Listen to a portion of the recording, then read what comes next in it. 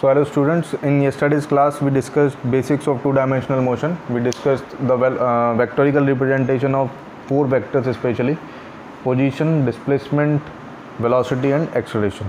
We also solved some of the numericals. तो आज हम डिस्कस करेंगे प्रोजेक्टाइल मोशन. तो देखिए ये प्रोजेक्टाइल मोशन जो है ये एक स्पेशल केस है मोशन इन टू डायमेंशन का. Most of the question that are asked in this question comes are from this projectile motion. So first of all I will define what is this projectile, what do we mean by projectile. So it is defined as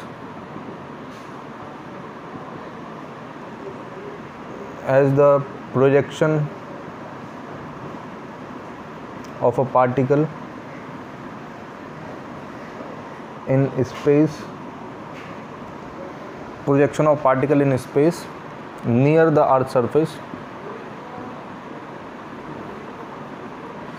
ठीक है, near the earth surface such that it moves only under the effect of gravity. Motion of such particle is known as projectile motion. ठीक है, देखिए इसमें बहुत सारी बातें explain की गई हैं. सबसे पहली बात, हमको पार्टिकल को स्पेस में फेंकना है नियर द अर्थ सरफेस. ठीक है, और एक बात और एक बात और इसकी इम्पोर्टेंट है. The particle must be thrown at an angle with the horizontal. ठीक है, तो देखिए क्या क्या बातें बोली गई. सबसे पहले बोला गया कि the particle must be thrown at an angle with the horizontal. मतलब अगर ये ग्राउंड है सपोज़ करिए, तो अगर पार्टिकल को इससे एंगल पे फेंका जाए, मान लीजिए ये अर्थ सरफेस पे कहीं पे भी ग्राउंड से किसी एंगल पर हमने किसी वेलोसिटी से पार्टिकल को फेंक दिया, तो और दूसरी बात इसमें क्या कहा गया, such that it moves only under the effect of gravity. मतलब सिर्फ ग्रेविटी लगे इस पर, मतलब जो एक्सेलरेशन ड्यू टू ग्रेविटी है, और एयर वगैरह का इफेक्ट हम नेगलेक्ट कर रहे हैं. ठीक है, और नियर द अर्थ सरफेस बोला गया, मतलब अर्थ सरफेस के एकदम पास में. आप पढ़ चुके हैं कि एक्सेलरेशन ड्यू टू ग्रेविटी जो होता है वो वेरी करता है, मतलब जैसे जैसे आप अर्थ सरफेस से दूर जाएंगे और जैसे जैसे अर्थ सरफेस के अंदर जाएंगे. तो हम इसलिए क्या बोल रहे हैं, नियर द अर्थ सरफेस, जिससे एक्सेलरेशन कांस्टेंट रहे. तो ऐसे पार्टिकल के मोशन को हम क्या बोलते हैं, प्रोजेक्टाइल मोशन. ठीक है, डेफिनेशन क्लियर हो गई. तो चलिए इसको और डिटेल में स्टडी करते हैं.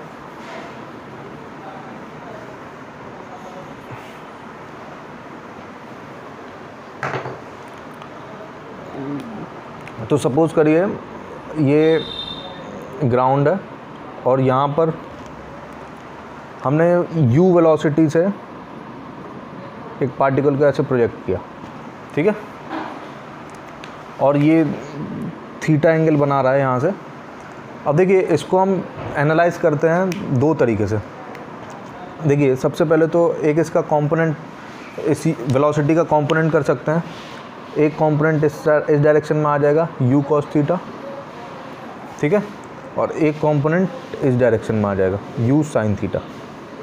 ठीक है, अब देखिए अगर हम साइन कन्वेंशन इस तरीके से माने, ये x और ये y, तो x डायरेक्शन के लिए हम क्या एज्यूम कर सकते हैं, x डायरेक्शन के लिए, और फिर सपोज करिए यहाँ पर मैं लिख रहा हूँ y डायरेक्शन के लिए. ठीक है, तो देखिए x डायरेक्शन में ux कितना है, u cos थीटा.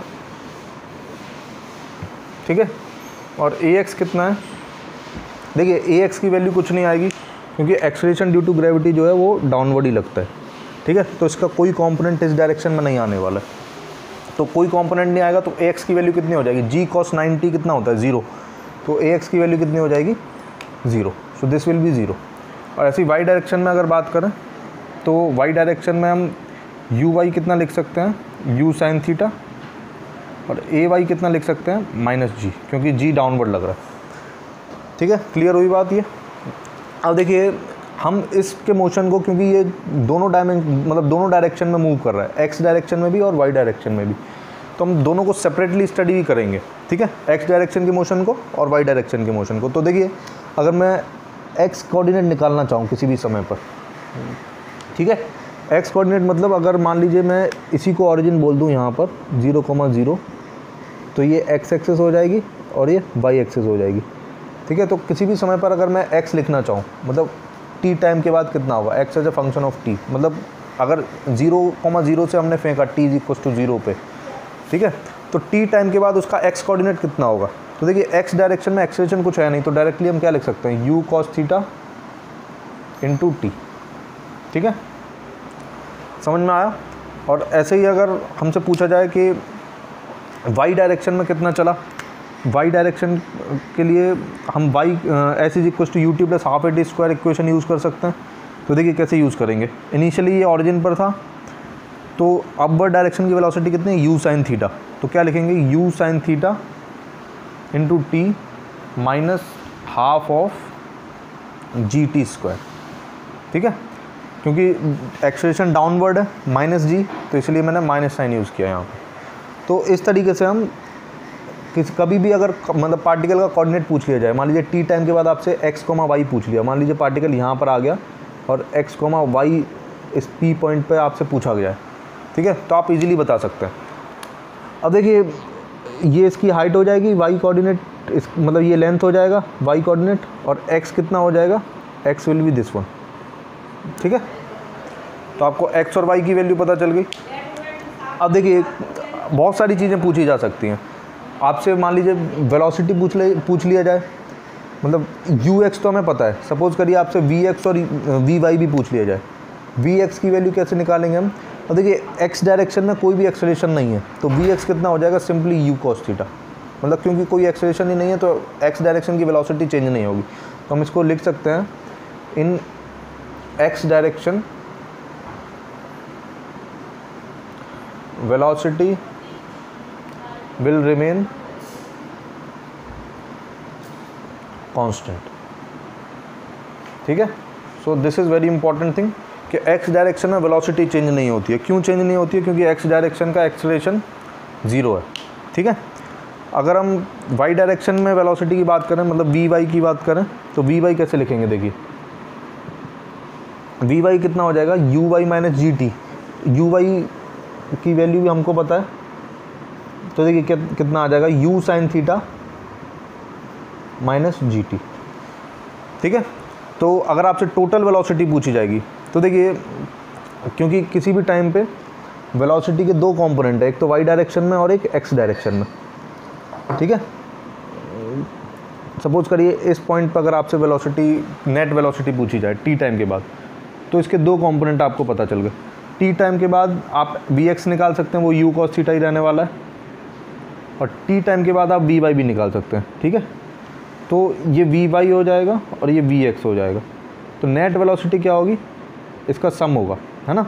तो हम वी नेट कितना लिखेंगे, under root of v x square plus v y square, क्योंकि दोनों के बीच का एंगल 90 होगा, तो जो 2 ए बी कॉस थीटा वाला टर्म आता है वो 0 हो जाएगा। तो देखिए केवल आपको u देकर और थीटा देकर आपसे अगर बोल दिया गया कि particle is projected with some velocity at an angle theta, तो आपसे कितने सारे क्वेश्चन पूछ सकता है। आपसे पूछ सकता है उसके कोऑर्डिनेट कितने क्या होंगे टी टाइम के बाद, आपसे पूछ सकता है टी टाइम के बाद उसका नेट वेलोसिटी कितना होगा। ठीक है, ये सब क्वेश्चन पूछ सकता है। तो चलिए एक क्वेश्चन करके देख लेते हैं इसी पर।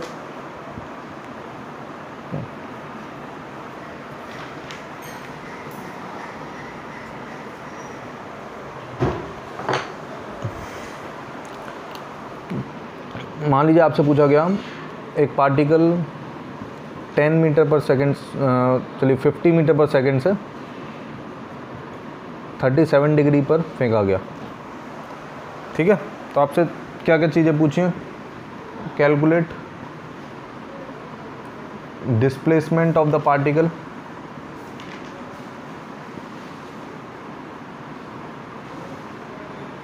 After 2 seconds. ठीक है, पहला पार्ट ये पूछ लिया गया। Second, calculate coordinates after 2 seconds, calculate velocity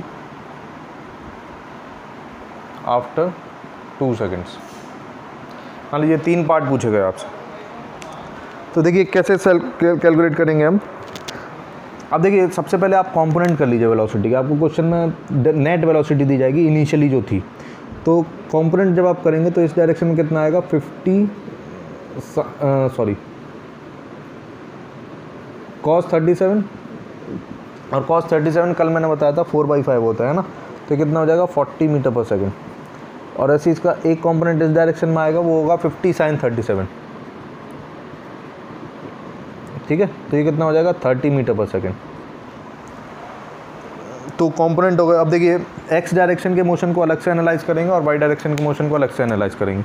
तो पहले मैं एक्स डायरेक्शन का मोशन इधर लिख रहा हूँ। तो देखिए एक्स एक्स की तरफ पहले तो एक्स कोऑर्डिनेट निकाल लेते हैं। टी आपको 2 सेकंड दे रखा है, तो एक्स कितना हो जाएगा, सिंपली वेलोसिटी इनटू टाइम, तो 40 × 2 मतलब कितना 80 मीटर्स। ठीक है, एक्स कोऑर्डिनेट आ गया। और वी एक्स की वैल्यू हम कैसे निकालेंगे, वी एक्स चेंज नहीं होता है तो वो कितना रहेगा 40 मीटर पर सेकेंड। ठीक है, अब वाई डायरेक्शन के लिए कैलकुलेट करते हैं। तो अब देखिए वाई डायरेक्शन में आपको वाई कोऑर्डिनेट कैसे कैलकुलेट करेंगे, u sin theta t minus half GT² वाली इक्वेशन से। तो u की वैल्यू कितनी है 30 × 2, ठीक है, माइनस हाफ ऑफ 10 × t कितना है 2, उसका स्क्वायर मतलब 4। तो कितना आया देखिए 60 माइनस 20, ठीक है, तो कितना आया 40 मीटर्स। मतलब ये t टाइम की मतलब 2 सेकेंड्स के बाद इसके कोऑर्डिनेट्स कितने हो जाएंगे 0,0 से 80,40। ठीक है, कोऑर्डिनेट्स विल बी 80,40। तो सेकंड पार्ट का ये आंसर हो गया। अब देखिए फर्स्ट पार्ट में आपसे पूछा calculate displacement of the particle after 2 second. तो डिस्प्लेसमेंट कैलकुलेट कैसे करेंगे, आपको पता है इनिशियली ये ऑरिजिन पर था और फाइनली कहाँ पहुँच गया 80,40 पे। ठीक है, अब 80,40 पे पहुँच गया तो डिस्प्लेसमेंट क्या होता है, shortest path between initial and final position. तो अगर आप इन दोनों पॉइंट को ज्वाइन करें, ठीक है, तो ये जो डिस्टेंस होगी इसी को हम क्या बोलेंगे डिस्प्लेसमेंट। तो ये डिस्टेंस कैसे निकालेंगे आप, डिस्टेंस फार्मूला से। तो फर्स्ट पार्ट का आंसर कितना हो जाएगा देखिए √80² + 40², क्योंकि 80 - 0 is 80 and 40 - 0 is also 80। So what ever this comes will be the answer. सो 6400 + 1600 ये कितना हो जाएगा 8000, है ना। तो आप क्या लिख सकते हैं इसको, √8000,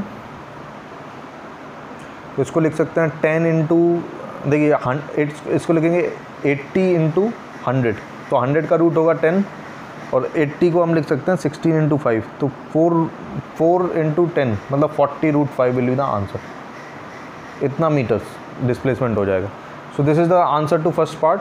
अब आपसे पूछा गया कैलकुलेट वेलोसिटी आफ्टर 2 सेकेंड्स। तो आपने ये y कैलकुलेट किया, वी वाई और कैलकुलेट कर लेते हैं। तो वी वाई कितना होगा देखिए u sin थीटा u + 80 वाली इक्वेशन से। तो इनिशियल वेलोसिटी y डायरेक्शन में कितनी है 30 मीटर पर सेकेंड, तो 30, ठीक है, ut और t कितना है 2 सेकेंड्स, तो v = u + 80, तो 30 - 10 × 2, ठीक है, तो ये कितना आया 10 मीटर पर सेकेंड। समझ में आया। अब देखिए वी वाई और वी एक्स हमें दोनों पता चल गया, तो हम वी नेट कितना लिख सकते हैं √10² + 40², तो कितना हो जाएगा ये 1600 + 100 मतलब √1700, तो 10 √17 metre per second. So this is the answer to all these 3 problems. तो ये एकदम सिंपल सा क्वेश्चन है, सिर्फ अगर आपको ये कॉम्पोनेंट करना आते हो तो आप इजीली इस ऐसे क्वेश्चंस आंसर कर सकते हैं। ठीक है, चलिए आगे प्रोसीड करते हैं।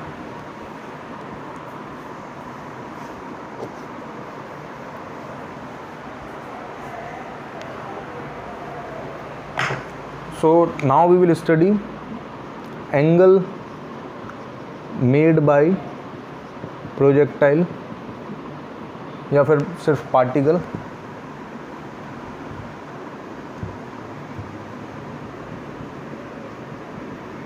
With horizontal at any time T. ठीक है, angle made by particle with horizontal at any time T. तो देखिए ग्राउंड से हमने इस तरीके से फेंका था पार्टिकल को, और ये थीटा एंगल बना रहा था, यू वेलोसिटी से फेंका था। तो किसी भी टाइम पे पार्टिकल कितना एंगल बनाएगा हॉरिजॉन्टल से, ये हम कैसे कैलकुलेट करेंगे। देखिए इसको आंसर करने से पहले मैं सबसे पहले आपको एक इम्पॉर्टेंट बात बताता हूँ। वेलोसिटी ऑफ द पार्टिकल, या फिर इसको ऐसे लिखेंगे तो ज़्यादा अच्छा रहेगा, direction in which particle is moving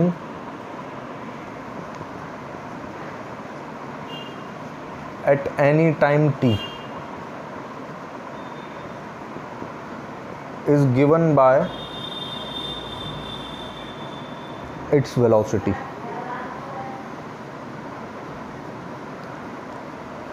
ठीक है, so this is very important thing. इसका मतलब क्या है ये मैं पहले बता रहा हूँ। देखिए किसी भी टी टाइम पे पार्टिकल का डायरेक्शन क्या है, मतलब किस डायरेक्शन में वो मूव कर रहा है, वो हमको कैसे, कौन सा वेक्टर से पता चलेगा, डिस्प्लेसमेंट वेक्टर, वेलोसिटी वेक्टर या एक्सेलरेशन वेक्टर।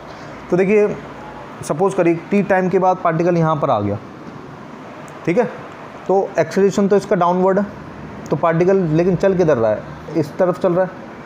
अब सोचिए इस ये डायरेक्शन ये वाला ब्लू कलर वाला वेक्टर बता रहा है। अब ये वेक्टर किसको रिप्रेजेंट कर रहा है, डिस्प्लेसमेंट को? नहीं, डिस्प्लेसमेंट को नहीं कर रहा, क्योंकि डिस्प्लेसमेंट ये वाला वेक्टर होगा, है ना, this vector will be displacement vector. तो ये भी इस डिस्प्लेसमेंट भी ये डिस्प्लेसमेंट को रिप्रेजेंट नहीं कर रहा। अब एक्सेलरेशन की बात करें तो एक्सेलरेशन वर्टिकली डाउनवर्ड है, तो उसको भी रिप्रेजेंट नहीं कर रहा। तो फिर ये वेक्टर किसका है, इट इज़ वेलोसिटी बेसिकली, क्योंकि इस समय पर Vx कुछ इधर आएगा और Vy कुछ इधर आएगा, तो इन दोनों का जो रिजल्टेंट होगा वो ये V नेट होगा। तो मतलब डायरेक्शन कभी भी आपसे पूछा जाए या फिर डायरेक्शन की कभी भी बात आए तो आपको कैसे बताना है, वेलोसिटी से, मतलब velocity gives the direction of the particle. So this is one very important point. अब देखिए डायरेक्शन पता चल गया तो हम डेफिनेटली एंगल भी बता सकते हैं, कितना एंगल वो बनाएगा हॉरिजॉन्टल के साथ। तो देखिए कैसे बताएंगे, एंगल कितना होगा हमेशा, देखिए इस एंगल को हम क्या बोलेंगे, angle made by particle with the horizontal. ये हॉरिजॉन्टल है, मतलब हॉरिजॉन्टल को आप हमेशा Vx ट्रीट कर सकते हैं, मतलब वेलोसिटी के x कंपोनेंट के साथ वो कितना एंगल बना रहा है, वही एंगल क्या होगा हॉरिजॉन्टल के साथ। ठीक है, अब देखिए दूसरी बात क्या है, अगर पार्टिकल हॉरिजॉन्टल से नीचे जा रहा है, मतलब सपोज करिए इसको अगर मैं यहाँ से सिमेट्रिकली कट कर दूँ तो जितना एसेंट वाला पोर्शन होगा उतना डिसेंट वाला पोर्शन होगा। तो इस A पॉइंट से B पॉइंट तक, ठीक है, यहाँ से लेके यहाँ तक मान लीजिए ABC 3 पॉइंट है, तो ड्यूरिंग A to B, मतलब एसेंट के समय पे, एसेंट मतलब जब राइज कर रहा है, तब तक जो थीटा आएगा वो पॉजिटिव आएगा, क्योंकि वो हॉरिजॉन्टल से ऊपर है, ठीक है। लेकिन ड्यूरिंग B to C या फिर डिसेंट के समय पे, B to C जब डिसेंट करेगा उस समय पर थीटा की वैल्यू कैसी हो जाएगी, नेगेटिव। समझ में आया, क्योंकि वो हॉरिजॉन्टल से डाउनवर्ड मूव कर रहा है। तो थीटा की वैल्यू पॉजिटिव कब होगी, जब वो अपवर्ड मूव कर रहा होगा, और थीटा की वैल्यू नेगेटिव कब होगी, जब वो डाउनवर्ड मूव कर रहा होगा। अब वो थीटा हम निकालेंगे कैसे, तो tan theta is always perpendicular upon base. तो अगर टेन थीटा यहाँ पर निकालें तो ये वैल्यू कितनी हो जाएगी, Vy, और ये वैल्यू बेस कितना है, Vx। तो टेन थीटा को हमेशा क्या लिख सकते हैं, Vy अपॉन Vx। अगर ये वैल्यू नेगेटिव आती है, देखिए चलिए इसको अलग से ही डिस्कस कर लेते हैं पूरा।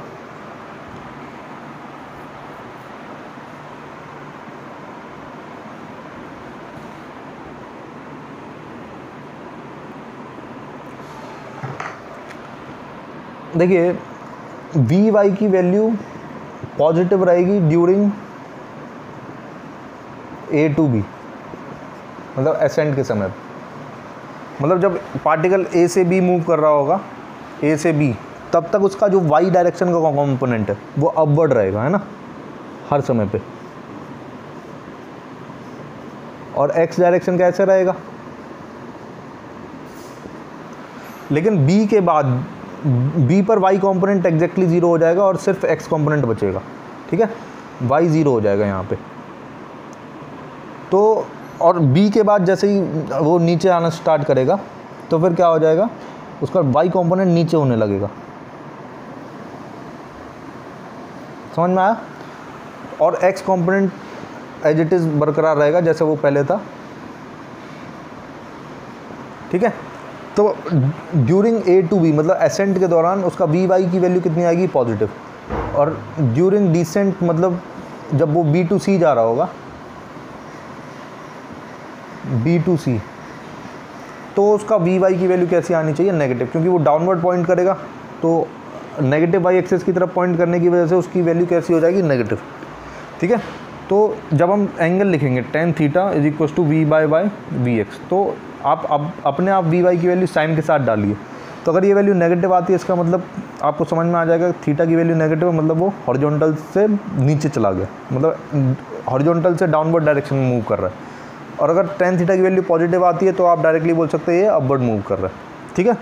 तो किसी भी समय पर आप एंगल भी बता सकते हैं, आप वी वाई कैलकुलेट कर लेंगे, वी एक्स कैलकुलेट कर लेंगे, और किसी भी टाइम पे आप एंगल की वैल्यू बता सकते हैं।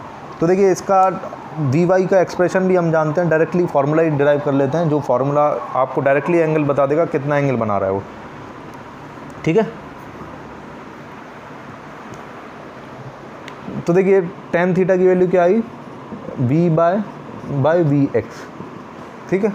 यहाँ पर मैं अल्फ़ा लिख देता हूँ क्योंकि थीटा हम मानते हैं जिस एंगल से वो प्रोजेक्ट किया गया है, इस तरीके से। तो वी वाई को हम क्या लिखेंगे, u sine theta minus g T, और वी एक्स कितना होगा, u कॉस थीटा, ठीक है। ये u कॉस थीटा तो कांस्टेंट ही रहता है x डायरेक्शन का, क्योंकि इधर कोई एक्सेलरेशन नहीं है। और y डायरेक्शन में क्या होगा, किसी भी टाइम पे velocity u sine theta minus g T. तो देखिए अगर u कॉस थीटा को मैं डिवाइड कर दूं तो फर्स्ट टर्म में u कैंसिल हो जाएगा, तो क्या होगा tan थीटा, और सेकेंड टर्म क्या बनेगा, G T upon u cos theta. So this will give you angle made by the projectile at any time t with the horizontal. तो इस इक्वेशन से हम एंगल निकाल सकते हैं। तो अल्फ़ा के बारे में, alpha will be positive, then it is above horizontal,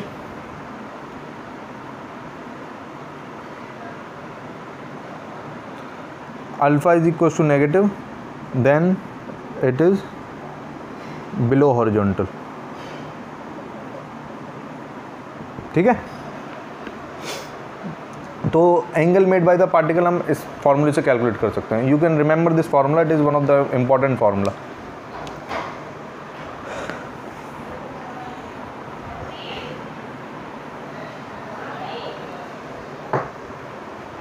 चलिए इस पे क्वेश्चन करके देख लेते हैं।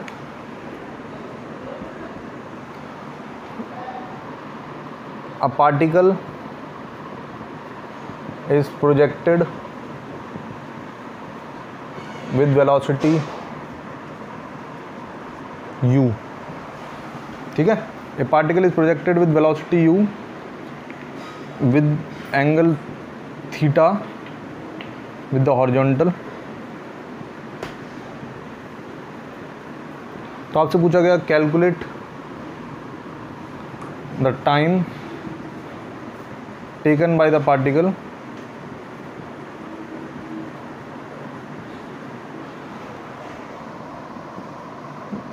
To move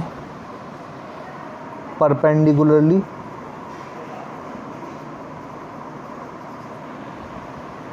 with its initial direction.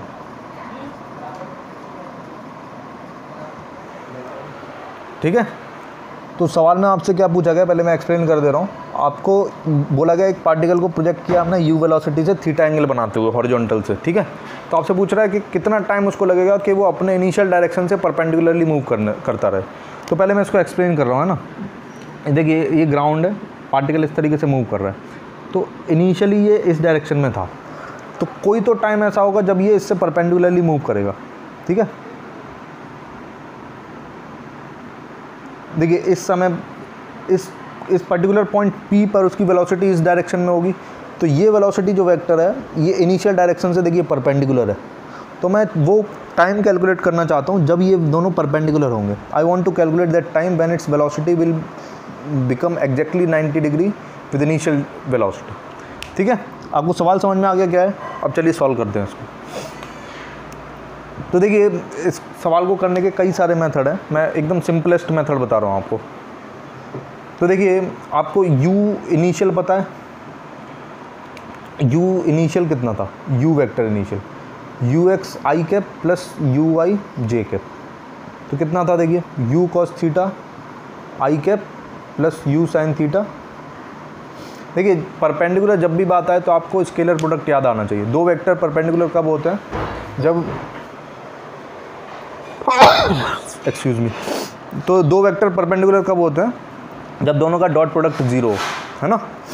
तो देखिए, इनिशियल वेलोसिटी वेक्टर और फाइनल वेलोसिटी वेक्टर, अगर दोनों वेक्टर मैं कैलकुलेट करके उनका डॉट प्रोडक्ट ज़ीरो कर दूं तो मेरे को टाइम मिल जाएगा। तो मैं वही करने वाला हूँ। तो u वेक्टर इनिशियली ये होगा, और v वेक्टर हम कैसे लिख सकते हैं? देखिए, x तो कांस्टेंट ही रहता है, ux की वैल्यू चेंज नहीं होती, तो u cos theta i cap plus, और uy हम कैसे लिखेंगे? u sin theta minus gt j cap. ठीक है, ये v वेक्टर है। तो हम वो टाइम कैलकुलेट करना चाहते हैं जिस पर ये दोनों परपेंडिकुलर हो जाए, तो हम क्या करेंगे? u dot v is equal to 0। ठीक है, तो देखिए क्या आएगा, i का i के साथ करते हैं और j का j के साथ करते हैं। तो चलिए कैलकुलेट करके देखते हैं इसको। तो देखिए क्या होगा, u square cos square theta. देखिए, इन दोनों को मल्टीप्लाई करेंगे क्योंकि u और u डॉट v ले रहे हैं, तो i का i के साथ और j का j के साथ, तो u cos theta into u cos theta होगा u square cos square theta, plus इन दोनों को मल्टीप्लाई करेंगे तो क्या आएगा, u square sine square theta minus g t into u cos theta, sorry sine theta. इस u साइन थीटा का इन दोनों से मल्टीप्लाई होगा, और ये किसके बराबर होना चाहिए? 0। अब देखिए, इस जी टी की यू साइन थीटा को इधर लेके जा सकते हैं और इधर यू स्क्वायर कॉमन आ जाएगा। देखिए, you square cos square theta plus you square sine square theta, तो ये क्या हो जाएगा? सिर्फ यू स्क्वायर। इसको ऐसा लिखेंगे, u square sine square theta plus cos square theta is equal to g t into u sine theta. इसको इधर लेगा, इसमें से यू स्क्वायर कॉमन ले लिया, ये टर्म 1 हो जाएगा, तो क्या बचेगा? U square is equal to g t u sine theta. तो यू कैंसिल आउट हो जाएगा, तो टाइम क्या आ जाएगा? u upon g sine theta. ठीक है, समझ में आया? तो it is very good question and very famous also. तो आप इस रिजल्ट को याद रख सकते हैं चाहे तो, u upon g sine theta. ठीक है, इतने समय के बाद पार्टिकल अपने इनिशियल पाथ से परपेंडिकुलर मूव करने लगता है।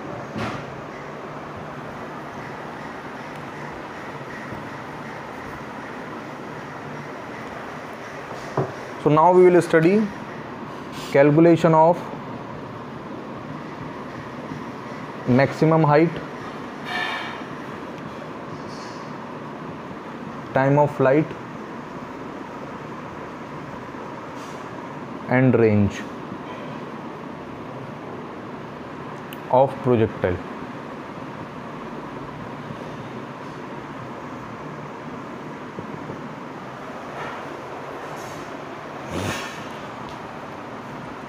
तो हम ये तीन चीज़ें कैलकुलेट करेंगे, maximum height, time of flight and range of projectile. तो देखिए, प्रोजेक्टाइल इस तरीके से मैं मान ले रहा हूँ, इस तरीके से फेंका गया। ठीक है, तो देखिए मान लीजिए u वेलोसिटी से फेंका और थीटा एंगल से फेंका। तो देखिए, सबसे पहले हम कैलकुलेट करेंगे टाइम ऑफ फ्लाइट। ठीक है, तो टाइम ऑफ फ्लाइट पता चल गया। टाइम ऑफ फ्लाइट मतलब कितने समय तक वो एयर में रहा। तो टाइम ऑफ फ्लाइट जैसे ही पता चल जाएगा तो हम रेंज इजीली कैलकुलेट कर सकते हैं। क्यों? देखिए, रेंज की वैल्यू कितनी हो जाएगी? रेंज मतलब ये हॉरिजॉन्टल ए बी डिस्टेंस, इसको हम क्या बोल रहे हैं? रेंज। और जो मैक्सिमम हाइट हॉरिजॉन्टल से जाएगा उसको हम बोलते हैं maximum height. This is height maximum. और जितने समय तक ये एयर में रहा उसको हम क्या बोल रहे हैं? Time of flight. ठीक है, तो देखिए रेंज हम इजीली कैसे लिख सकते हैं? रेंज क्या है? Horizontal distance between point A and B, मतलब ये अगर ए है और ये पॉइंट बी है तो हम क्या लिखेंगे? u cos theta into time of flight. ठीक है, क्योंकि इधर का वेलोसिटी कांस्टेंट ही रह रहा है, वो चेंज नहीं हो रहा। और टोटल टाइम उसको अगर टाइम ऑफ फ्लाइट के बराबर लग रहा है तो हम डायरेक्टली क्या लिख सकते हैं, u cos theta into T. ठीक है, तो देखिए टाइम ऑफ फ्लाइट कैलकुलेट कर लेते हैं सबसे पहले। तो देखिए टाइम ऑफ फ्लाइट कैसे कैलकुलेट करेंगे, हमको पता है कि ए से बी तक जाने में इसको टोटल हॉरिजॉन्टल मतलब वर्टिकल डिस्प्लेसमेंट इसका कुछ नहीं हुआ है। ए से बी तक गया है तो उसका वर्टिकल डिस्प्लेसमेंट कुछ नहीं हुआ है ना, वाई की वैल्यू 0 है। तो आप जब वाई वाली इक्वेशन लिखेंगे, देखिए कैसे, वाई इज इक्वल टू क्या होगा, u sine theta into t, capital T, minus half of g t square, where T is time of flight. ठीक है, तो y की वैल्यू क्या है, 0। तो 0 is equal to u sine theta into t minus half of g t square. तो t common ले लेंगे इससे, तो और उधर मतलब इस साइड भेज देंगे, मतलब दोनों साइड आप t से डिवाइड कर दीजिए। तो 0 इज इक्वल टू क्या आएगा, you sine theta minus half G T. तो टाइम ऑफ फ्लाइट कितना आ जाएगा, देखिए ये इधर आ जाएगा पूरा का पूरा, तो ये आ जाएगा 2u sine theta by g. This is very important formula to remember, और आपको मस्ट कंपल्सरीली इसको याद रखना है, 2u साइन थीटा बाई जी। इसको शॉर्ट में ऐसे भी लिखते हैं, t is equal to 2uy by g. ठीक है, क्योंकि u साइन थीटा क्या है, uy है, uy इज इक्वल टू क्या है, u साइन थीटा। ठीक है, तो टाइम ऑफ फ्लाइट की वैल्यू कितनी आई, 2uy बाई जी। आप याद करिए जब आप मोशन अंडर ग्रेविटी आप पढ़े थे, तो जब थीटा की वैल्यू 90 थी, मतलब एग्जैक्टली ऊपर भेजा था आपने, मतलब परपेंडिकुलर फेंका था, तो साइन थीटा 90 रखेंगे तो आंसर क्या आएगा, 2u बाई जी। ये सेम आंसर हम पहले भी ला चुके हैं, है ना।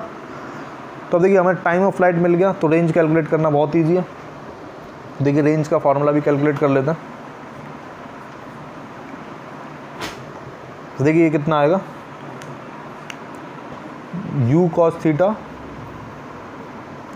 Into by g. ठीक है, ये कितना आ जाएगा, देखिए u स्क्वायर इंटू 2, चलिए इसको रीअरेंज कर देते हैं पहले, 2 इंटू इसको लिख सकते हैं u cos theta into u sine theta by g. और देखिए u cos थीटा क्या है, ux, और u साइन थीटा क्या है, uy। तो इसको याद कैसे रखेंगे, 2ux uy बाई जी। ठीक है, ये रेंज का फॉर्मूला है। तो इसको भी याद रखना है, मतलब वेरी इंपॉर्टेंट फार्मूला। अब देखिए इस फार्मूले को थोड़ा और रीअरेंज करके देखते हैं।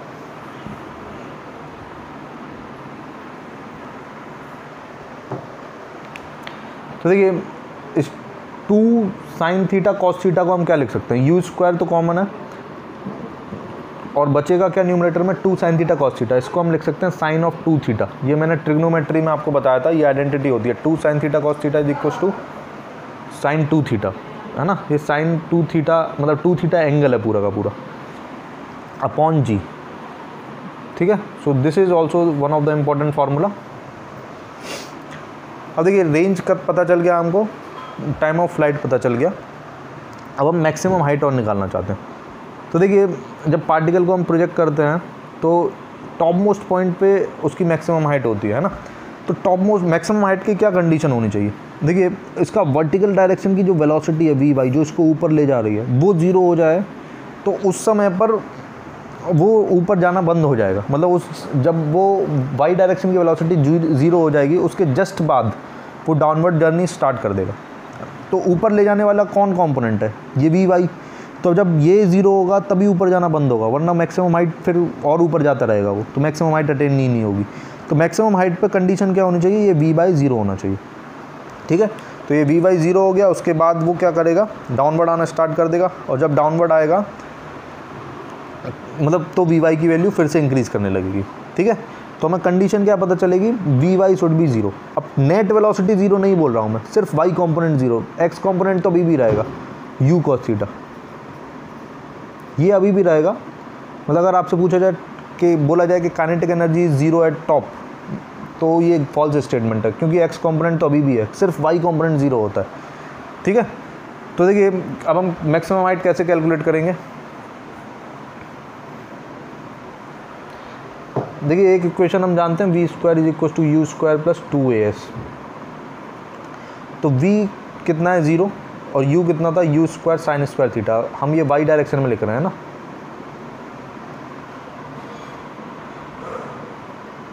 प्लस 2 इंटू माइनस जी into H max,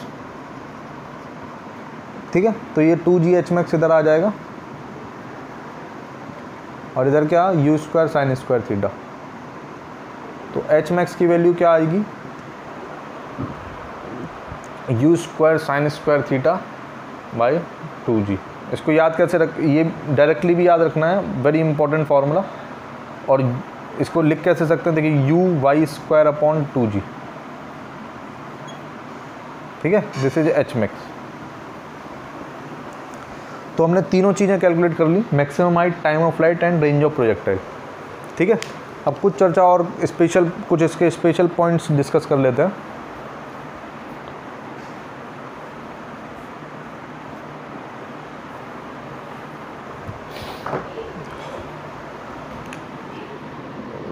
some special points,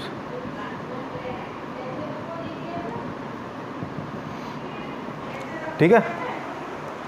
अब देखिए हमारे पास h का फॉर्मूला क्या आया, u square sine square theta by 2g, है ना।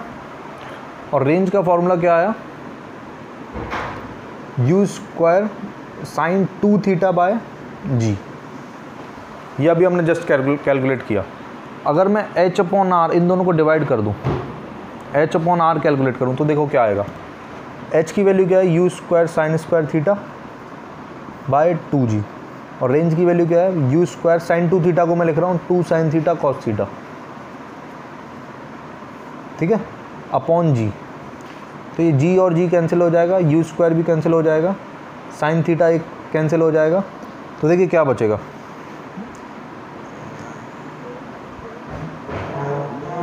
ये u स्क्वायर पूरा ही कैंसिल हो जाएगा ना, u स्क्वायर इधर, u स्क्वायर इधर। तो फिर न्यूमरेटर में क्या बचा साइन थीटा, डिनोमिनेटर में क्या बचा 4 कॉस थीटा। तो sign theta upon cos theta क्या हो जाएगा टेन थीटा अपॉन 4, और ये किसके बराबर आया h अपॉन r के। तो फिर आप क्या याद रख सकते हैं, मतलब टेन थीटा जो होता है ये क्या आता है 4h बाई r, ठीक है। तो ये बहुत इंपॉर्टेंट रिजल्ट है, कई बार डायरेक्टली क्वेश्चन इसी पे पूछ लिए जाते हैं। मैं भी एक क्वेश्चन सॉल्व भी करा के दिखाऊंगा आपको। मतलब अगर आपको हाइट और रेंज का रेशियो पता है तो आप एंगल ऑफ प्रोजेक्शन बता सकते हैं। ये थीटा क्या है, एंगल ऑफ प्रोजेक्शन, जितने एंगल से प्रोजेक्ट किया था ये, ठीक है। थीटा क्या है, एंगल ऑफ प्रोजेक्शन।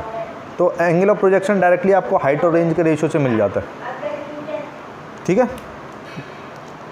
तो देखिए इसको याद कैसे रखेंगे, आप भूल जाएंगे h नीचे आता है कि ऊपर आता है, तो आप ऐसे याद रखिए, टाइगर होता है ना, बस ये याद रखने का तरीका है।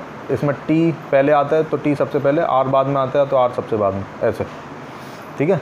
तो t और r इनिशियल और फाइनल में हो गए, तो h बीच में पड़ेगा 100%, तो h न्यूमरेटर में बचेगा।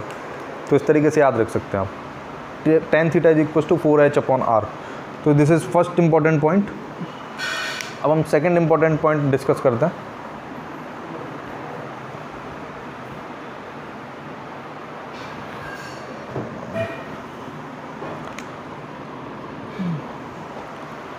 अब देखिए रेंज का फॉर्मूला क्या आया हमारे पास, u square sign 2 theta by g।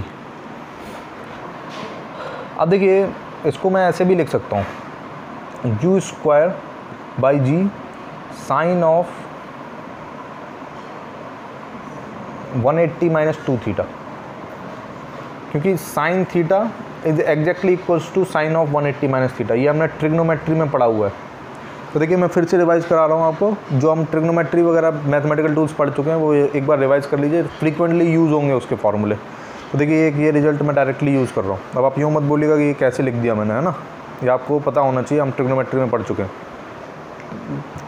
तो इसको हम ऐसे लिख सकते हैं। अब देखिए इसमें से अगर मैं 2 कॉमन ले लूँ तो क्या होगा, u square by g sine of 2 times 90 minus theta. तो बेसिकली देखिए अगर आप इन दोनों इक्वेशन को कंपेयर करें तो theta is replaced by 90 minus theta, theta is replaced by 90 minus theta. तो इसका मतलब क्या हुआ, देखिए अगर सपोज करिए ये ग्राउंड है और आपने एक मतलब 2 प्रोजेक्टाइल फेंके, एक इस तरीके से और एक इस तरीके से। तो अगर आप प्रोजेक्टाइल को इस तरीके से फेंकते हैं कि वो एक बार थीटा एंगल बनाए और एक बार 90 माइनस थीटा एंगल बनाए, मतलब थीटा या थीटा और 90 माइनस थीटा दोनों एंगल पर इसकी रेंज सेम आती है। हाइट डिफरेंट होगी लेकिन रेंज सेम आएगी। ठीक है, समझ में आया ये? मतलब कॉम्प्लीमेंट्री एंगल्स होने चाहिए। जैसे सपोज करिए आपने 37 पे फेंका तो रेंज आर आई, तो अगर आपसे पूछा जाए 53 पे फेंकेंगे तो रेंज कितनी आएगी, तो आर ही आनी चाहिए, क्योंकि इन दोनों का सम क्या है, ये 37 है, ये 90 माइनस 37। ठीक है, ऐसे ही अगर आपसे पूछा जाए 42 और 42 पे फेंका तो रेंज आर आई, तो 48 पे फेंकेंगे तो कितनी आएगी, तब भी आर आएगी। ठीक है, because these are complementary angles. मतलब थीटा और 90 माइनस थीटा पे आर की वैल्यू सेम होती है। समझ में आया? तो this is one of the important result. अब देखिए और चर्चा करते हैं। 2 इंपॉर्टेंट पॉइंट हमने डिस्कस किए, थर्ड इंपॉर्टेंट पॉइंट देखिए क्या होगा।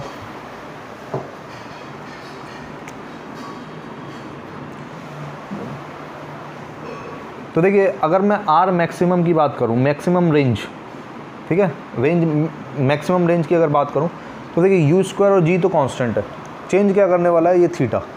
मतलब हम मान लीजिए यू वेलोसिटी से फेंक सकते हैं, हमारे पास या फिर कोई मशीन है जो यू वेलोसिटी से फेंक सकता है, तो हम ये तो फिक्स कर लेंगे, लेकिन थीटा हम चेंज करा सकते हैं, उसका ओरिएंटेशन चेंज कर दें। तो आर मैक्सिमम कब आएगा, सोचिए ये मैक्सिमम कब होगा, साइन 2 थीटा की मैक्सिमम वैल्यू होती है 1।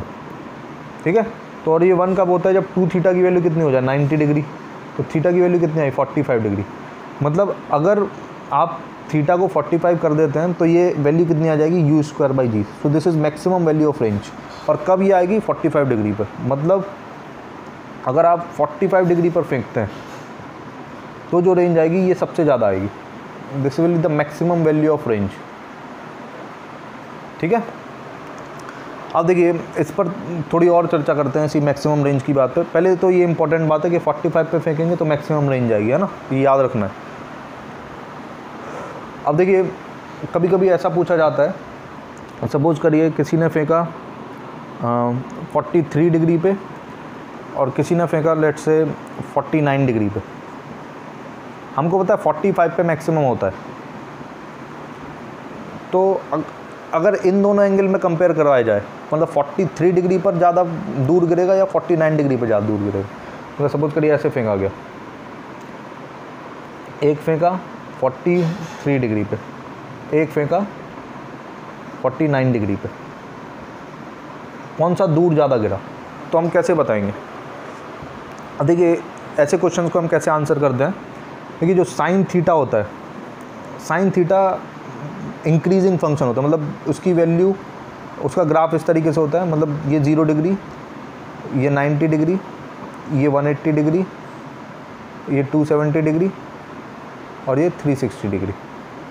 ठीक है, मैंने इस एक्सेस पर साइन थीटा बनाया और इस एक्सेस पर थीटा बनाया, और ये वैल्यू कितनी होती है +1 और ये वैल्यू कितनी होती है -1।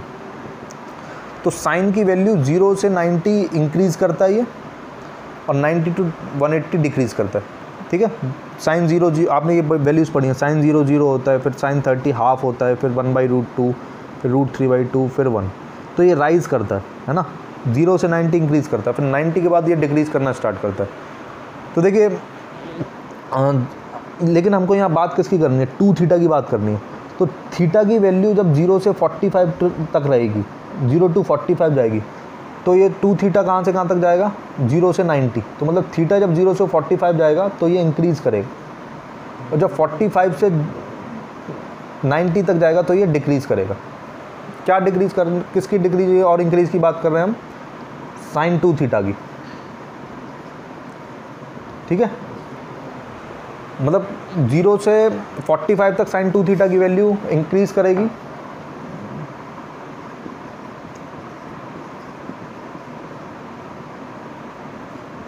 और 45 to 90 जब ये एंगल होगा तो साइन 2 थीटा की वैल्यू डिक्रीज़ करेगी। समझ में आया? तो जो वैल्यू 45 की ज़्यादा पास होगी, ठीक है, 45 की जो वैल्यू ज़्यादा पास होगी वहाँ पर ज़्यादा बड़ी वैल्यू मिलेगी हमें रेंज की। तो अगर आप देखें 45 से ये 2 दूरी पर है और ये 4 दूरी पर है, तो फिर ज़्यादा दूर का कौन सा गिरेगा? 43 वाला, क्योंकि ये 43 के ज़्यादा पास में। समझ में आया? तो ऐसे आप क्वेश्चन आंसर कर सकते हैं। जैसे अगर मान लीजिए आपसे पूछा गया 44 और 47 कौन सा ज़्यादा दूर गिरा, तो 44। 39 और लेट्स से 52, इन दोनों में से कौन सा ज़्यादा दूर गिरेगा? तो 45 से ये 6 दूर है और ये कितना 7 दूर है, तो ये 39 वाला ज़्यादा दूर गिरेगा।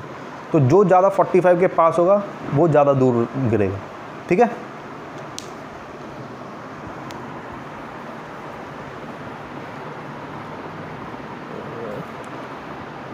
अब देखिए ये इंपॉर्टेंट पॉइंट्स थे। अब हम डिस्कस करेंगे इक्वेशन ऑफ ट्रेजेक्टरी के बारे में।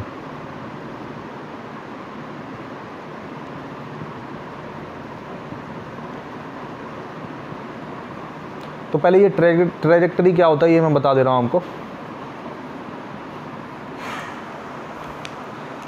ट्रेजेक्टरी एक सिनोनिम है, basically it is the path taken by the projectile. ठीक है, बेसिकली ये क्या है? It is the path taken by the projectile. जो पाथ वो अंडरटेक करता है उसका ये इक्वेशन है, मतलब उस पाथ को ही हम ट्रेजेक्टरी बोल रहे हैं और उसकी जो इक्वेशन होगी उसको हम बोलेंगे इक्वेशन ऑफ ट्रेजेक्टरी। ठीक है, तो सपोज करिए एक प्रोजेक्टाइल को यहाँ से फेंक दिया गया 0,0 से, ये वाई एक्सिस और ये एक्स एक्सिस। तो जो ये पाथ होता है इसकी हम इक्वेशन निकालना चाहते हैं, तो कैसे कैलकुलेट करेंगे? चलिए कैलकुलेट करते हैं। तो देखिए हम y की वैल्यू इनिशियली कैलकुलेट किए थे u sin theta minus half जी टी स्क्वायर से,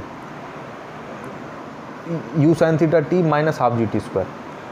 ये हम पहले से लिख चुके हैं ना, इसलिए मैं डायरेक्टली लिख रहा हूँ। ऐसे ही x हमने क्या लिखा था? u cos theta into T. ठीक है, तो यहाँ से t की वैल्यू कितनी आ जाएगी? देखिए जब भी इक्वेशन ऑफ ट्रेजेक्टरी आपसे पूछी जाए ना, तो आप y लिखिए टाइम के फंक्शन में, x लिखिए टाइम के फंक्शन में, फिर आप क्या करिए किसी एक से टाइम की वैल्यू उठा के दूसरे में रख दीजिए, टाइम एलिमिनेट कर दीजिए, तो आपको y as a function of x मिलेगा। ठीक है, इस y as a function of x जो भी इक्वेशन आती है इसी को हम बोलेंगे इक्वेशन ऑफ ट्रेजेक्टरी। समझ आया? तो देखिए कैसे कैलकुलेट करेंगे, t एलिमिनेट कैसे करेंगे? देखिए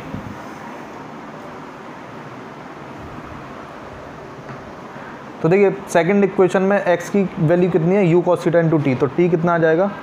x upon u cos theta. ठीक है, t की वैल्यू कितनी आ जाएगी? x upon u cos theta. तो ये वैल्यू उठा के अगर मैं फर्स्ट इक्वेशन में रखूँ तो y की वैल्यू कितनी आएगी? देखिए y is equal to u sine theta into t, t की वैल्यू कितनी है? x upon u cos theta minus half g into t, t कितना है? x upon u cos theta का होल स्क्वायर। ठीक है, अब देखिए u कैंसिल हो जाएगा तो ये क्या आएगा? x ten theta minus half g x square upon u square cos square theta. ठीक है, तो देखिए इसको वापस से रीअरेंज कर सकते हैं। वैसे इसी को हम इक्वेशन ऑफ ट्रेजेक्टरी बोलते हैं। इसको थोड़ा और अच्छे से लिखता हूँ मैं।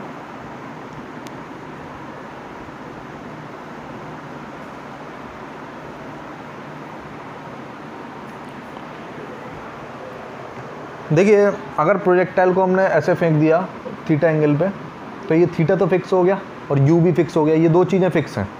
चेंज क्या करता है? एक्स और वाई चेंज करता है। तो y as a function of x, जैसे कोई पाथ मतलब कोई लाइन होती है, तो आपने इक्वेशन क्या बनाई थी उसकी? Y is equal to m x plus सी।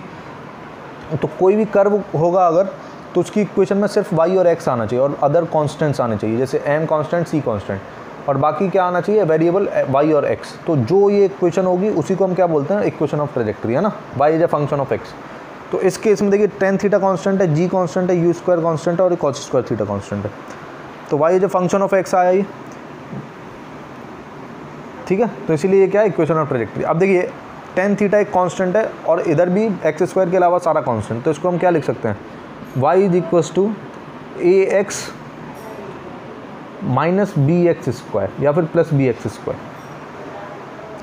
ठीक है, आप यहाँ माइनस लिखा रहने दीजिए वरना आप कंफ्यूज होंगे। तो ये जो इक्वेशन है इसको हम बोलते हैं general form of equation of trajectory. ठीक है, आपको ये फॉर्म याद रखनी है, it is most general form of equation of trajectory. ठीक है, अब देखिए अगर आपको कोई इसी पर क्वेश्चन कर दे, मतलब इस पर क्वेश्चन किस तरीके के आते हैं, पहले हम वो डिराइव कर लेते हैं। चलिए मैं पहले सारी इक्वेशन, मतलब ट्रेजेक्ट्री की इक्वेशन जितनी भी पॉसिबल है वो बता देता हूँ आपको। तो ये जनरल फॉर्म आई, तो फर्स्ट इक्वेशन हमने क्या लिखी, y is equal to x tan theta minus half g upon g x square upon u square cos square theta.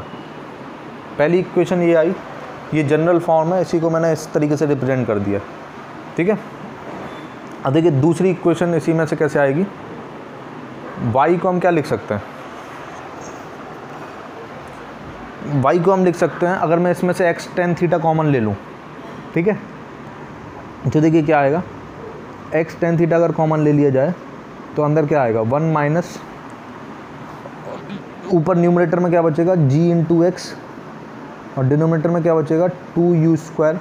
अब देखिए टेन थीटा कॉमन लिया है तो टेन थीटा तो यहाँ है नहीं, तो जब अंदर मल्टीप्लाई करेंगे तो ये न्यूमरेटर में आएगा, तो एक डिनोमिनेटर में टेन थीटा लिखना पड़ेगा तभी तो कैंसिल हो पाएगा ये। तो ये क्या आएगा यहाँ पे, tan theta cos square theta. ठीक है, अब आप ये कैसे आया, ये आप इसको अंदर मल्टीप्लाई करके देखिए तो यही आ जाएगा। देखिए एक्स टेन थीटा पहला टर्म, दूसरा टर्म एक्स स्क्वायर और टेन थीटा ऊपर जाएगा तो वो मल्टीप्लाई मतलब कैंसिल आउट हो जाएगा, तो एग्जैक्टली फर्स्ट टर्म बचेगा। ठीक है, तो ये दोनों इक्वेशन सेम ही है। इससे फ़ायदा क्या हुआ, देखिए इस टेन थीटा को हम क्या लिख सकते हैं, sign theta upon cos theta, तो एक कॉस थीटा इससे कैंसिल हो जाएगा, तो क्या बनेगा ये x tan theta 1 minus g x upon 2u square sine theta upon cos theta, और एक कॉस थीटा कैंसिल हो गया तो ये बचा। ठीक है, अगर आप इस टर्म को ध्यान से देखेंगे तो ये बेसिकली क्या है, ये रेंज है जो हमने अभी कैलकुलेट की थी, रेंज का फॉर्मूला है। ठीक है, 1/r है, मतलब डिनोमिनेटर में रेंज है। तो इक्वेशन क्या बनी, मैं यहाँ पर लिख रहा हूँ x tan theta 1 minus x upon R. ठीक है, अब देखिए इसको मैं रीअरेंज करके लिखता हूँ।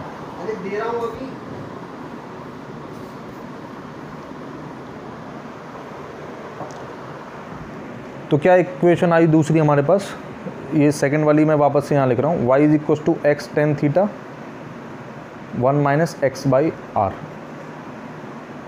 या फिर इसको क्या लिख सकते हैं, x tan theta x upon R. ठीक है, तो देखिए ये इंपॉर्टेंट इक्वेशन है, इसका मतलब क्या है पहले मैं वो एक्सप्लेन कर रहा हूँ। मान लीजिए थीटा एंगल पे फेंका आपने, इस तरीके से गया, ठीक है, तो किसी भी टी टाइम पे मान लीजिए पार्टिकल यहाँ पर है,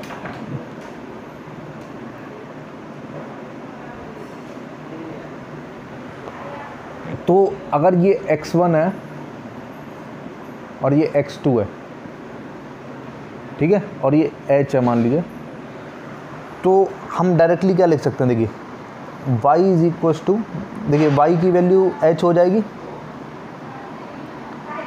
h देखिए यहाँ पर y की वैल्यू कितनी है, h is equal to x1 tan theta और r माइनस एक्स कितना है x2, ये पूरा अगर r है और ये x है तो ये कितना हो जाएगा r माइनस एक्स। और x मैं इसको क्यों बोल रहा हूँ, क्योंकि ओरिजिन यहाँ से होता है, तो यहाँ से जितना दूर गया वो x होता है। ठीक है, इसलिए ये x है, ये r माइनस एक्स है, जिसको मैं x1 x2 बोल रहा हूँ। तो इसको क्या लिखेंगे, x1 tan theta, r minus x क्या है x2 upon x1 plus x2। ठीक है, तो this is also one of the important equation. तो ये सेकेंड फॉर्मेट है।